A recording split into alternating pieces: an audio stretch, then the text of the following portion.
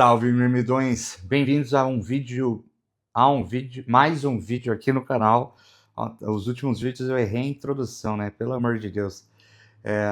E hoje a gente vai falar sobre 5 pontos fundamentais que você tem que observar antes de definir que você realmente precisa reduzir um volume que você não está aguentando. Então, o contexto é o seguinte: eu fiz uma caixinha de perguntas e fizeram essa pergunta para mim e eu achei que seria muito interessante de trazer aqui para o canal esse assunto, porque muitas vezes as pessoas aguentam, na verdade, sim, hoje em dia, e daí eu até falei isso no Instagram, né?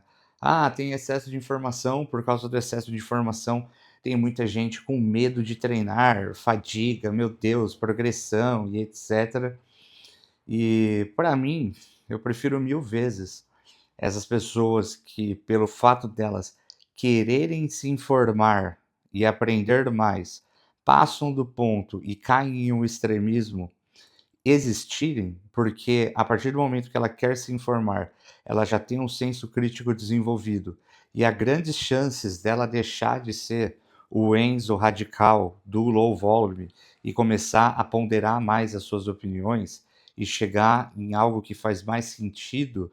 Ou seja, eu vou dar o exemplo do Enzo Plaster novamente, porque ele é um grande proeminente, né, desse pessoal realmente mais novo, 16, 17 anos, quando ele começou a produzir conteúdo. Ele era bem radical em extrapolar os gráficos do Chris Birdsley, que não tinham evidência científica, né? E quando eu chamei ele para conversar lá no Monster, ele já tinha mudado bastante as opiniões dele e ponderava de maneira bem sensata que, assim, para a realidade dele agora, em que ele não consegue treinar de sábado por causa da escola, né? Que ele sempre tem atividades que ele precisa fazer até ele se formar, que logo ele vai se formar. E por causa da demanda escolar, de ficar estudando praticamente período integral, pelo que eu entendi da escola que ele faz, cursinho e, enfim, não sei o que ele faz da vida, mas estuda. Ele não tolera fazer um PPL upper lower com tanta eficiência assim, porque teria que deixar 5 dias seguidos, etc. Daí falar, na minha circunstância isso não acontece, mas pode ser que com pessoas aconteça. Então percebam, é alguém que tinha uma opinião bem radical até pouco tempo atrás, 2 anos, 1 ano e meio, assim, e ele ponderou. Por outro lado, qual é o extremo oposto, né, dos que buscam informação demais? É os que buscam informação nenhuma, que são os old school, teimoso, a moda caralha, que treinam, né, a moda caralha, e que nunca vão mudar de opinião. Eu nunca vi, pelo menos, mudarem de opinião. E se mudaram, não foi abertamente, né? Então, eu realmente prefiro mais Enzos do que old schools existindo, porque pelo menos os Enzos a gente consegue trazer para o bom senso. E esse vídeo tem um pouco desse papel de trazer para esse bom senso em relação à recuperação. Eu já tenho um vídeo aqui no canal sobre recuperação e um vídeo sobre frequência de treinar 5 dias seguidos ou treinar 6 vezes seguidas na semana, explicando para vocês que não há a necessidade de ter um medo enorme do Goblin da fadiga. E o vídeo sobre recuperação, eu abordo um pouco mais sobre a questão da dor muscular tardia, que ela não é um parâmetro de recuperação, mas eu também explico sobre quais parâmetros a pessoa tem que avaliar para saber se ela realmente não está progredindo a nível de reduzir o volume dela. Então, resumindo, porque isso vai ser importante para esse vídeo, o que eu cravo é que a única possibilidade de uma pessoa não estar se recuperando de determinado volume é a regressão de peso ou repetições de maneira consistente em sessões em sequência. Porque pode ser que você tenha uma perda de performance pontual em uma sessão ou outra, por ter dormido pior, por ter tido mais dor de cabeça durante o seu dia, né? Problemas a serem resolvidos, não dor de cabeça de fato. Brigado com a esposa, estresse no trabalho, problemas familiares, um monte de coisa que pode influenciar a sua recuperação. Então, se você fica às vezes 5, 6 semanas, é um cara que já está há bastante tempo no mesmo treino, nos mesmos movimentos, já tem uma massa muscular construída interessante, e você demora 5, 6 semanas para tirar uma repetição extra, não tem problema nenhum, isso faz parte do processo.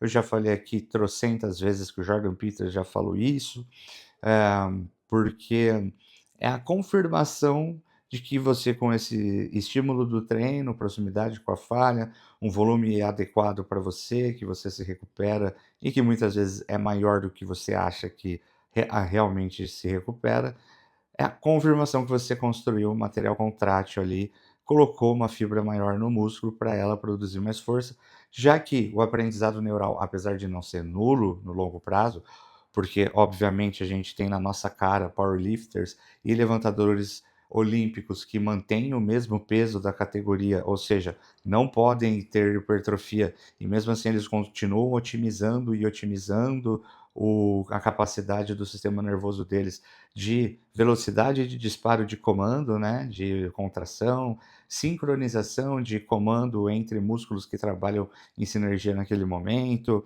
eh, ah, velocidade de disparo, sincronização, capacidade de ativação neural por neurônio, então um neurônio mais bem condicionado e treinado, ele consegue ativar mais fibras ao mesmo tempo do que um menos ativado, um menos treinado.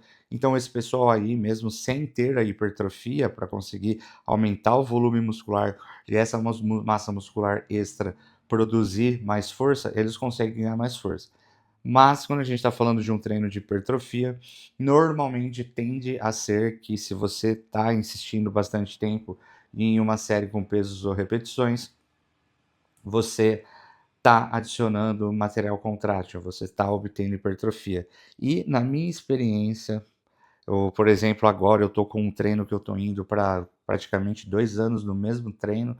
Eu mudei a maneira de organizar algumas vezes, mudei a divisão, mudei entre séries retas e myo reps e tal, mas os exercícios são meio que os mesmos, até porque eu tenho pouco material para treinar aqui em casa, que inclusive equipamentos de treinamento Coliseu, os equipamentos mais robustos do mercado. Se você quer ter o maquinário para conseguir o seu shape de mirmidão, o seu shape de deus grego, treinando em casa, chame eles lá para vocês fazerem um orçamento e falem que viu aqui no canal. Ou se você tem uma academia e quer fazer um upgrade e deixar aquela aura na sua academia do auge do Império Romano, equipamentos Coliseus também, os mais robustos do mercado, com maquinários com 3 perfis de resistência diferente, enfim, coisa que você só vê na gringa, você só via na academia do Jordan Peters quando ele ainda postava history treinando, né. Então, como eu tenho o CrossSmith aqui, que não me traz tantas opções assim, estou há muito tempo nesses exercícios. E falo para vocês que quando você faz micro progressões de 1 quilo ou uma rep, meio que não passa muito por essa situação de você estagnar. Mas às vezes pode ser que aconteça. Também é bem provável que eu esteja um pouco abaixo da minha capacidade recuperativa. Eu poderia treinar mais, teria mais hipertrofia, mas não é minha prioridade agora. Eu também tenho que dividir tempo com a produção do YouTube, produção do Instagram, consultoria, etc. E, mas digamos que você está nesse cenário que eu falei, aonde você entende que a recuperação não é uma paranoia, você entende que você está há muito tempo, muito mais tempo do que é o normal, então mais tempo do que 6 semanas, sei lá, 2 meses e tal, estagnando, e começou a regredir peso e repetições de maneira consistente entre as sessões. Qual é a solução, afinal? A primeira resposta mais óbvia seria diminuir o volume de treino. Mas, antes disso acontecer, dá para avaliar 5 pontos que, às vezes, você pode não estar acertando neles, e que essa é a magia da hipertrofia, né, a musculação, mesmo sem a gente fazer tudo 100%, a gente consegue bons resultados, tanto que tem muito atleta aí com treino à moda caralha, que consegue ter resultados, especialmente porque tem as bombas para compensar isso. Mas a gente pode avaliar algumas coisas antes. Então, o primeiro ponto seria a quantidade de calorias corretas na sua dieta. Vou dar um exemplo curioso, né, eu fiz um post de outro assunto, falando sobre ingestão de proteína e coloquei 5 ou 6 evidências recentes, assim, de 2020 para cá, mostrando que acima de 2,2 grama por quilo corporal de proteína não traz nenhuma vantagem para hipertrofia. Daí um rapaz falou: "Putz, mas comigo", comentou, né, "foi o game changer, quando eu coloquei 3,3 gramas de proteína foi quando eu comecei a evoluir mais". E daí eu, obviamente, né, uma pessoa que pondera todos os pontos e circunstâncias, falei: "Cara, esse cenário aconteceu com a exata mesma dieta, exata mesma quantidade de calorias, exata mesma, qualidade de sono e descanso e exato mesmo treino, e você só manipulou a dieta para colocar mais proteína". No fim ele acabou falando: "Não, na verdade eu sempre tive dificuldade de comer muito carboidrato e gosto de proteína, daí eu coloquei mais proteína e começou a dar certo". Então eu falei: "Ah, então não foi porque você subiu a proteína, foi porque você subiu as calorias". Simples assim. E teve alguns comentários aqui no canal do pessoal perguntando algumas coisas do tipo, e eu acho que foi até sobre genética, o menino falando: "Como avaliar se eu tenho uma genética boa? Eu tenho tanto de altura, tanto de peso, tenho dificuldade de ganhar massa muscular, mas também tenho dificuldade de comer, minha dieta fica mais ou menos em 2.200 calorias". Então eu falei: "Pô, cara, é impossível avaliar se você tem uma dieta boa, porque 2.200 calorias é quantidade de caloria de cutting para alguém que tem". Eu acho que ele tinha 1,75 m, 1,80 m de altura. Independente do quanto você pesa e você se sinta magro, tem que comer aí, irmão. Faz um shake, bota umas refeição sólida, mas você tem que bater essas quantidades de calorias, né. Então, a primeira coisa a se avaliar é a sua alimentação. E eu vou fazer um vídeo especificamente sobre isso, sobre a questão da norma calórica. Eu e o Meller, a gente já conversou superficialmente sobre isso lá no podcast que eu fiz com ele. A gente entrou num consenso ali, mas eu acredito que a gente ainda tenha algumas divergências em relação a isso. Eu não acredito em Norm Gains como sendo o mais otimizado para hipertrofia. Para mim, o que está muito claro é, normocalórica você consegue hipertrofiar, assim como você consegue hipertrofiar em déficit calórico. Então, tem estudos do Brad Schoenfeld, tem um estudo, se eu não me engano, que ele provou, você consegue hipertrofia em déficit calórico, ainda que não seja a hipertrofia mais otimizada. O ponto é que quando você está em superávit, você está em um superávit otimizado, mas aqui em uma hipertrofia otimizada, perdão. Mas aqui a gente tem que ter muito bom senso. Os estudos mais recentes sobre esse assunto de superávit deixam bem claro que de 5 a 15% de superávit calórico já é mais do que suficiente. Então, um estudo que saiu recente esses dias aí, falando que menos de 500 de superávit na dieta já é o suficiente para você ter uma boa hipertrofia. Tem estudo mostrando que a boa hipertrofia otimizada já começa a acontecer a partir de 250 de superávit na dieta. Então, não existe book sujo. Isso é uma fala, eu falo há muito tempo. "Ah, Bispo, mas você fez aquele baita book com o Lucas Garcia, que ele ficou sujo". Não, cara, aquilo ali, a maior parte era retenção líquida por causa do glicogênio, por causa dos recursos que a gente utilizou em doses baixas, mas esses recursos ainda estavam ali, que causavam uma retenção líquida.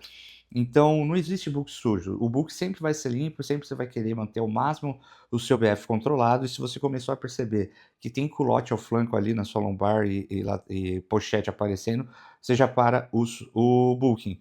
Mas, por a construção de hipertrofia ser otimizada, e essa otimização tem correlação direta com uma recuperação decente, você precisa estar comendo a quantidade de calorias corretas, ainda que seja normocalórica, pelo menos normocalórica. E outro ponto relacionado à dieta, e daí vem muito também dessa mesma leva dos Zens, o gringo, né, do low volume, que eles falam muito de dieta flexível, né, e levam mais uma vez a dieta flexível para um extremo. Cara, dieta não é só contar macros. O nosso corpo é uma máquina muito eficiente, mas ao mesmo tempo muito complexa. Você precisa de cada uma das engrenagens funcionando de maneira muito bem encaixadinha ali em todo o seu sistema, para você conseguir desempenhar o máximo possível do ponto de vista esportivo, independente de qualquer modalidade que seja. Então, você tem que entender que a dieta não é só contar macros e ter acúmulo de calorias. Você tem que ter também ingestão de micronutrientes, e daí você vai ver isso de frutas, saladas, crucíferas, variedade de legumes e frutas. Não precisa também ter o hortifruti em casa, 5 frutas em casa, mas pô, pega, escolhe ali umas 2, 3 frutas que é prática para o seu dia a dia e vai revezando nas refeições meio que como uma sobremesa dentro das calorias que você calculou. Você precisa também, por consequência da ingestão das fibras e legumes, vai vir a ingestão perdão, dos legumes e frutas, vai vir a ingestão de fibras. E a fibra, ela é fundamental para o funcionamento da microbiota intestinal, que vai melhorar a sua digestão, absorção de nutrientes, vai gerar um efeito positivo em cadeia de um intestino bem regulado. Você vai ter um estômago funcionando melhor, vai ter menos refluxo, menos acidez estomacal, vai ter uma digestão melhor, uma motilidade gastrointestinal melhor. Dessa forma, você vai absorver tudo que você está ingerindo com qualidade e todas as calorias que você vai estar ingerindo vão estar sendo muito bem utilizadas para você se recuperar bem. Outro ponto é a questão do descanso, que é uma coisa extremamente negligenciada. Qualidade de sono e descanso e tempo correto de sono e descanso é fundamental para a recuperação, para construção de massa muscular e não somente isso. Também a perda de peso tem a ver muito com qualidade de sono. Se o seu sono não está ajustado, não vai funcionar bem. Então, né, eu fico imaginando vários Enzo low volumers extremistas do tic-tac que fala que não aguenta mais do que 8 séries semanais, e daí a dieta dele é macarrão com peito de frango e doce de leite, porque o que importa é contar macro, e ele vai dormir às 4 da manhã, porque ele, depois que volta da academia, ele não consegue dormir, porque ele tomou aquela caceta de energético que toda essa molecada tá viciada em tomar durante o treino, e a cafeína só vai fazer efeito de fato 2 horas depois, e daí ele fica jogando FIFA ou Call of Duty, ou sei lá que caralho de jogo essa molecada joga de madrugada, tem um sono de merda, e daí não consegue se recuperar de 8 séries. Porra, que surpresa, hein? Quem diria? A gente precisava do Sherlock Holmes para mostrar o quanto isso está errado. Então, não só uma rotina, acordar de manhã, se expor à luz solar, ajustar o seu ciclo circadiano, alimentação equilibrada, uma mínima higiene de sono antes de dormir, não ter aparelhos eletrônicos ligados dentro do seu quarto, ter um quarto bem escuro, isolamento acústico, nem que você use tampão de ouvido igual eu uso. Ah, o mínimo para você ter uma boa qualidade de sono, uma boa arquitetura de sono, porque é no sono que você vai se recuperar de tudo, cara. Assim, é surpreendente, inclusive no sono que você faz as conexões sinápticas do seu cérebro, do seu sistema nervoso, dos seus neurônios. Eu vou dar um exemplo assim que vocês vão conseguir visualizar bem claro como é que o sono é importante para tudo, até para o desenvolvimento de uma habilidade no esporte. Eu fazia parkour quando era criança, sabe? O negócio de pular muro, girar mortal e etc. Eu queria aprender um mortal em específico. Eu fui, a gente treinava de final de semana, eu fui no sábado e depois do treino que a gente fazia assim com os obstáculos do parque, tinha um areião lá, que era uma quadra abandonada de futevôlei. Hoje em dia já com certeza deve ter um beach tênis lá, mas a gente tinha um montinho de terra que a gente fazia e daí pulava de cima do montinho na areia para treinar os mortais. Cara, eu fiquei horas, horas treinando o mortal e ele não saía, não saía, não saía, não conseguia assim, mas horas mesmo, sabe? Papo de, sei lá, cara, fiquei umas 3 horas, 4 horas tentando o mesmo movimento. Pô, fiquei chateado pra caramba, tal. Voltei pra casa, né, normal, dormi, era moleque, também não tinha muitas preocupações. No domingo a gente foi treinar de novo, só que daí o domingo era o treino que começava no areião, em vez de inverter, né? Cara, eu fui lá, tentei o movimento, consegui de primeira. Eu fiquei assim: "Ué, mas ontem eu nem cheguei perto de cair de pé e hoje eu caí de primeira certinho". Conexão sináptica que a gente faz durante o sono. Então, assim, o sono é um bagulho extremamente importante e um dos mais negligenciados. Se você não tem disponibilidade para dormir mais, recomendo que, assim, sacrifique hobbies, entendeu? Eu poderia, depois que eu termino de assistir a série de noite com a Dani, que é a minha esposa, a gente tem esse hábito para ter o nosso momento de qualidade junto. Ela vai dormir normalmente 11 horas, meia-noite. Pelo fato de eu ter a flexibilidade de trabalhar no horário que eu quiser, eu poderia muito simplesmente, vai lá, amor, vou ficar aqui jogando mais um tempinho. E isso também não é legal, porque como casal é bacana ir dormir no mesmo horário. Às vezes você tem uma conversa ali sobre coisas que aconteceram no dia que não deu tempo de vocês conversarem em outro momento e tal. Mas vamos tirar essa parte, né, de ter um relacionamento saudável. Vamos considerar só essa questão do sono. E ficar lá jogando os meus Souls-like que eu gosto, né? Atualmente eu tô com o jogo do Wukong para fechar. Só que não me sobra tempo no meio da semana. Eu tenho o futebol, eu tenho aula de canto, tenho consultoria, tenho a musculação, tenho compromissos.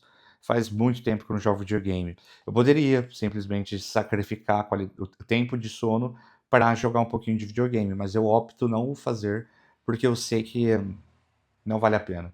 Então, se você às vezes tem um tempo a mais de Netflix que você fica, ou um tempo a mais rolando o scroll do Reels, pô, olha o filtro lá do Instagram, o tempo de tela, impõe, configura lá para você ter o tempo de tela limitado no dia. Cara, quem quer dar um jeito, faz para você conseguir dormir melhor. Você muito provavelmente vai começar a se recuperar melhor. E o quinto ponto, daí esse é o que é realmente dentro do treino, é manejar a fadiga corretamente, sem ficar chegando na falha toda hora, né. Cara, tem que deixar de lado os vícios do marombeiro, o vício de bodybuild old school, de dar o seu máximo no treino. Tem que ser pragmático, tem que entender que cada série que você deixa de 2 a 0 na reserva, são repetições que você vai conseguir adicionar mais em séries subsequentes.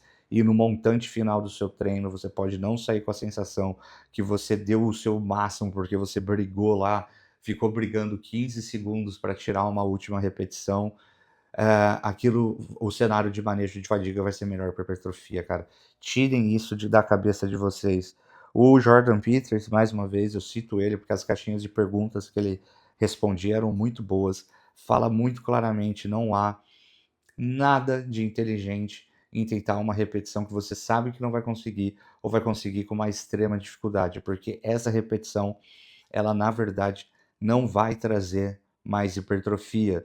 É, na real, é bem possível até, e daqui por extrapolação minha, não estou falando que isso tem evidência científica, mas pensando nos mecanismos de fadiga do sistema nervoso central, uma repetição que dura tanto tempo assim, ela talvez possa ser eficiente de autorrecrutamento de unidades motoras, porque seu músculo está em estado de desespero ali devido à proximidade com a falha e recruta mais unidades motoras, mas conforme você vai insistindo nela, vai acumulando fosfato inorgânico, vai acumulando os íons, vai acumulando processos que causam a inibição da medula, o estímulo de neurotransmissores relaxatórios, a redução de neurotransmissores que são de drive neural, e às vezes você ficou 15 segundos lá e 5 segundos você teve o recrutamento e a partir dali só foi o acúmulo de fadiga para prejudicar o resto do seu treino. E tem que tomar cuidado também que muitas vezes a pessoa acha que está com zero na reserva, mas o zero na reserva dela é assim, ó. Calma aí. Mas vai ficar meio ridículo porque eu vou mostrar com uma raquete de matar mosquito.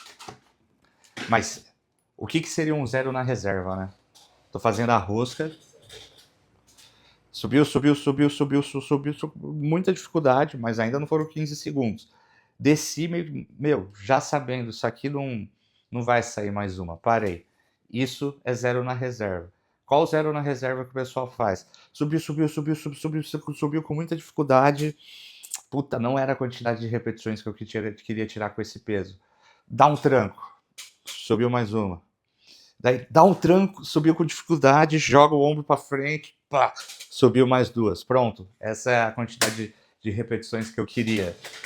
Isso não é manejo de fadiga, tá, pessoal? Isso é repetições forçadas. É a mesma coisa se você tivesse um spotter lá te ajudando nas repetições que você não conseguiria fazer. A diferença é que você roubou para tirar essas repetições extras. Então tem muita gente que acha que maneja a fadiga e na verdade o ego não está permitindo que elas manejam essa fadiga. Muita gente, assim, muitos clientes, não, clientes não, muitos seguidores que falam: Biso, como é que você consegue fazer, igual eu mostrei no último vídeo de treino, que inclusive poucas pessoas assistiram, né? Então, assim que terminar esse vídeo aqui, clica no link do outro vídeo, mas antes, bota o like aqui, clica no hype para esse vídeo chegar a mais pessoas, deixa o seu comentário para ajudar no engajamento, comenta qualquer coisa aí, mais comenta e não deixe de se inscrever no canal. E se você não quer ficar pensando em todas essas coisas aqui para você montar um planejamento bonitinho que te permite performar muito mais do que você acredita que você consegue performar, não deixe de clicar aqui no último link da descrição para me chamar no WhatsApp e conversar comigo para você entrar na minha consultoria. Daí os caras chegam na DM e falam: Biso, como é que você consegue, né, por exemplo, fazer isso aí de chegar 0,1 na reserva na série de myo reps e depois fazer 6 blocos de 2? Se eu faço, não consigo nem 3 blocos de 2. Eu falo: cara, você maneja a fadiga mesmo? E daí você conversa um pouco com o cara e você percebe que ele faz exatamente isso que eu mostrei aqui. Não é um manejo de fadiga, né? Ele está além da falha, porque ele deformou o padrão do movimento e a execução correta para tirar mais repetições, porque na cabeça dele, se ele não conseguisse mais repetições com um peso X, ele não estaria treinando o suficiente. Então, é isso aí, pessoal. Espero que vocês tenham gostado desse vídeo. Espero que cada vez mais eu ajude vocês a não terem medo de treinar. E se você quer a poção mágica dos mirmidões, a que Aquiles utilizou menos o tornozelo para ser o maior herói, com a melhor performance de guerreiro de toda a Grécia, também link aqui na descrição, produtos importados. Fechou? Tamo junto.